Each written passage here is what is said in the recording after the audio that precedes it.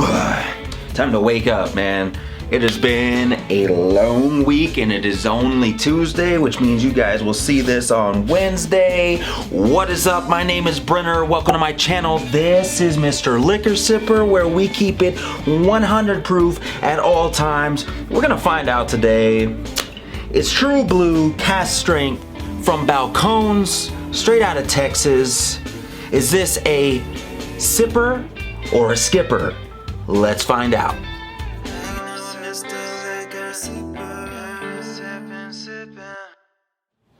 Alright guys, what's up? Thanks for jumping into the bottle with me, and today we're going to be going over this bottle to see if it is worth your money. I was looking back at some of the price points, and all the way back to 2016 this bottle was $54. Now here we are with inflation getting bent over and it's about $75. So whoop-de-fucking-do. I'm sure everyone is just loving the inflation that is going on right now. Now we're looking at this classification here being a corn whiskey. This comes out of Balcones Distillery, which is actually out of Waco, Texas, for those who are not familiar. And for those that don't know, well, just so happens that this young man right here from Tejas, good old Texas, home of the Alamo. So this bottle right here is going to hit you at the 54.8% alcohol by volume. That's an ABV, okay? And I believe, if my math is not all jacked up, it should be around 112 proof. I don't know. Hit me in the comments and let me know if that is it. So one of the reasons I got this bottle was because of my wife. My wife, she saw this bottle. She was like, "Oh, this bottle's so beautiful. This bottle," she doesn't talk like that, but "this bottle is so beautiful. It looks so dark." She likes the darker kind, because you know what they say. The blacker the berry, the sweeter the juice. So she had me get this bottle. It's very dark. It's very elegant looking. This is the single barrel cask strength, and it's straight corn whiskey. So let's get into a little bit of details. All right, so Balcones is a craft distillery in Waco, Texas, as I have noted to you guys. It's been producing whiskey since around 2008. They spell their whiskey W-H-I-S-K-Y because Balcones classifies their whiskey products this way versus a typical American spelling of whiskey with an E. Which is one thing that helps them stand out. Now, the other thing that helps them stand out a little bit is that this is a craft distillery where they use unusual grains when making their products.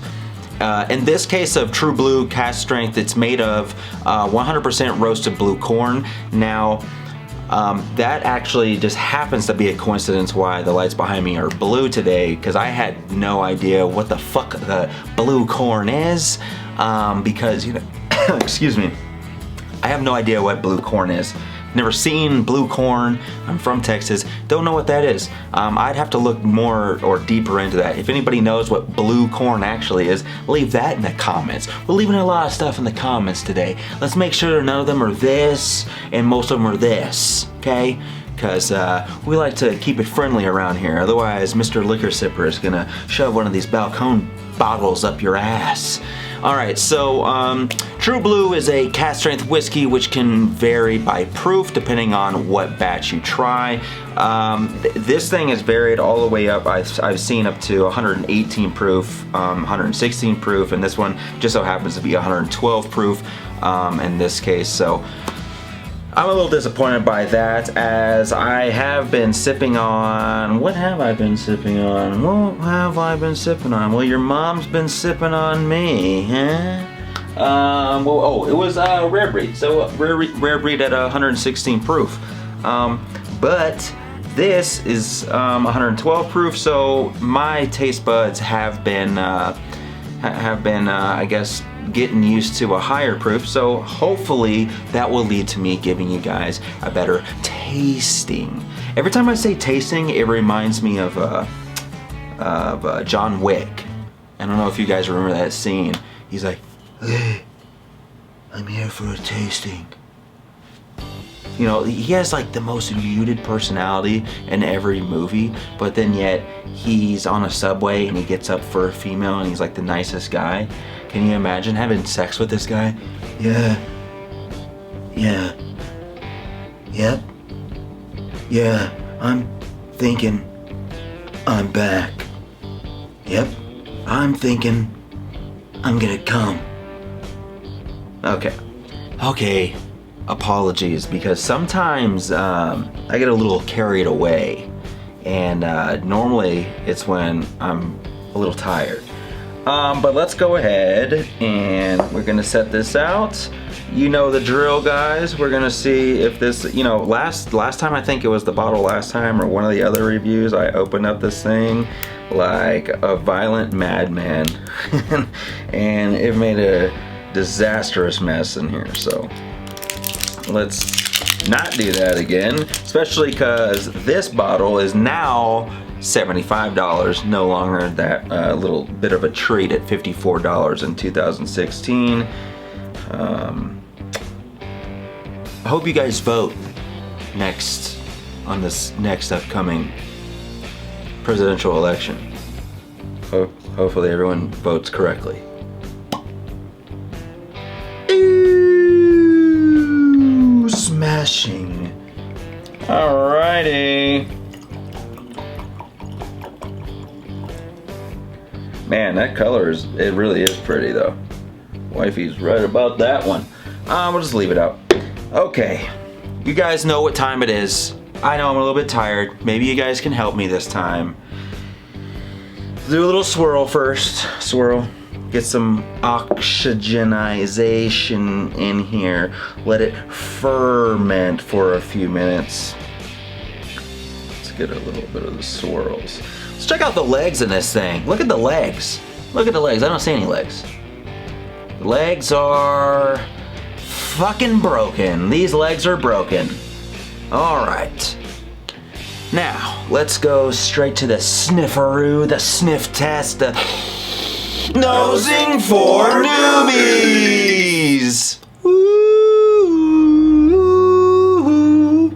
smells like a bad case of future blue ball. Also get a odd sense of a colonoscopy gone wrong, with little subtle hints of an unclean Chick-fil-A bathroom changing table. And also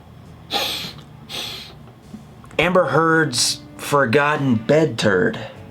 But the dog did it, supposedly. Allegedly. Come on, if you shit the bed, it's alright. Just tell somebody. Recently, I've shit the bed. I've had a problem since I was 15 and now I'm 36. Seems I can't get past that. Are you having issues with your colon? Are you having issues with shitting the bed next to your significant other? Waking up in the morning and smelling odd, outrageous scents? If so, dial 1-800-I-SHIT-MY-BED. Okay, alright, that's enough for the shit in the bed here. Now it's time to go to the real nose, as we already know. Alright, I definitely get heavy corn on this, obviously, not to be corny or anything, but the corn is definitely there. I mean, obviously it's to be expected. This thing is 100% corn. It is definitely present. However, it does have a little bit of the sweet maple sugar candy, a little bit, that jumps out to me. And then you get dried corn mixed with a little bit of aged tobacco. So if you guys like a little bit of that Levi Garrett or perhaps a little Red Man, you might be into this. It has a little bit of a light raisins, and then everything kind of mellows out with some sense of pecans that are in this. Odd espresso in there, like I just drove past a drive-through for good old Starbucks. There's definitely some, obviously the ethanol is there. It just seems very subdued with all the other flavors and aromas that are kind of like coming through. Now, what I have noticed, and this comes straight from Whiskey Tribe as well, I adopted this little trick. So if you guys are not aware, I will take a side view from my side camera, and you guys can see that if you sniff from the bottom and then you smell from the top, you're gonna get almost two different types of scents. And then when you're straight down the middle, well, you know, she likes it straight down the middle. So no, but seriously, straight down the middle, you're gonna get like almost your nose is gonna be engorged with a lot of different flavors. So I encourage you guys to try smelling the glass from the bottom portion, the top portion, and the middle portion, and you'll be able to get a little bit more of that flavor profile, at least the scent of what you could potentially be anticipating for that flavor profile. Again, it's 112 proof, so I did expect there to be a little bit more ethanol on this, but no. But that does not mean anything, as we already know, because of some of the other things that we've smelled, and it smells super ethanol, and then you go to the taste and it's very robust and flavorful. So who the fuck really knows? It's like, you know, the girl with the fucking wonder bra, you know, and then you take it off and it's not so wonder bra or wonderful anymore, is it? No. Alright, Dad, it's enough joshing around now. We're gonna go straight here and we're gonna take one more sniff. Breathe it in, very nice, and now we're gonna go straight to the palate here. Huh. Okay, so oddly, the taste of this on the back end, it does not linger. It fades very quickly. But on top of that, what I think is kind of odd is that the taste goes away, but the burn remains through the duration afterwards. So like, if you're looking for that aftertaste, the aftertaste goes away, but the burn kind of stays, which is kind of weird for me. It's almost like unfinished.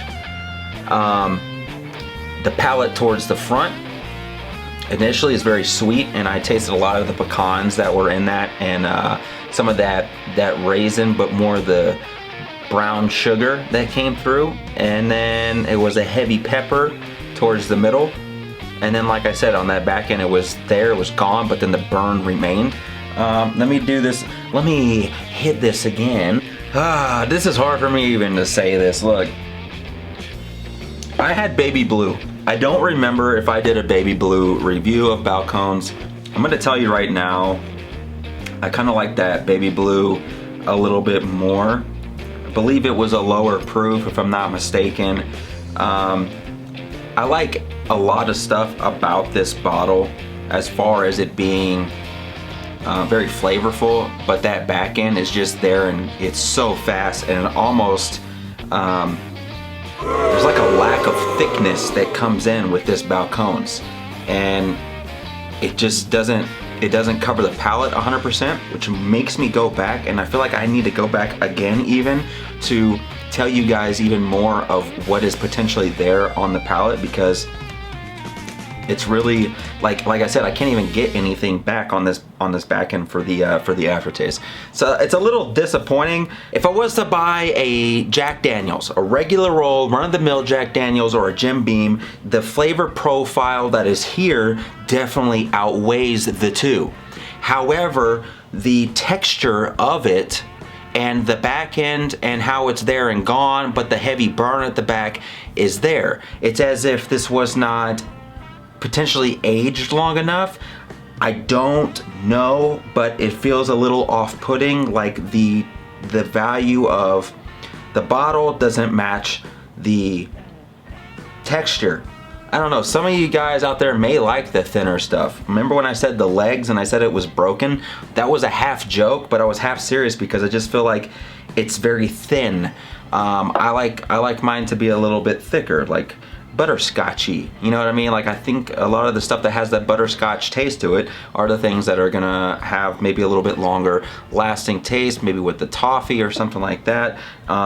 Drinking this, I don't get that coffee or that Starbucks that I joked about. I don't get I don't really get that. I definitely get the pecans, a little bit of the raisins in there, but it's just like, I feel like it hasn't been aged enough. Now that being said, things supposedly or allegedly age faster due to the humidity factors that are in Texas, because we're so coastal there. It's supposed to help and speed up that process. But just because it speeds up the process does not necessarily mean that you're going to get a better product. For $75, is this a skipper or a sipper? I think that for the price point, I feel like this is a skipper. Sorry guys, sorry Balcones, and even as you can see, even as a Texas boy born and raised, I just cannot bless off on this, and I'm a little disappointed. But I gotta be honest with you guys, don't spend $75 on this thing. If it was 50 bucks like it was back in 2016, I'd say, yeah, you know what, I'd probably purchase it. I'd still even be a little apprehensive. $40, I would definitely buy it. It's not a bad sipper. The flavorful profile is there, and it's on the sweeter end of things, which I personally like. But other than that, I would not buy this again. Hopefully my wife's not mad. Hopefully she likes this. Maybe she will.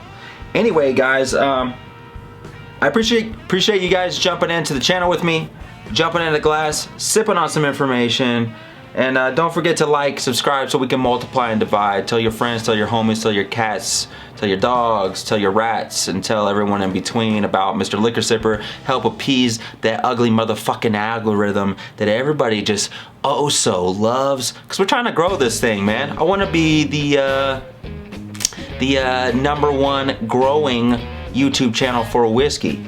Because I'm a little taboo and I'm a little out there and we don't do things normal here, and I don't have a friend that you can see, but we're here doing our thing. And cheers, until next time, keep on sipping.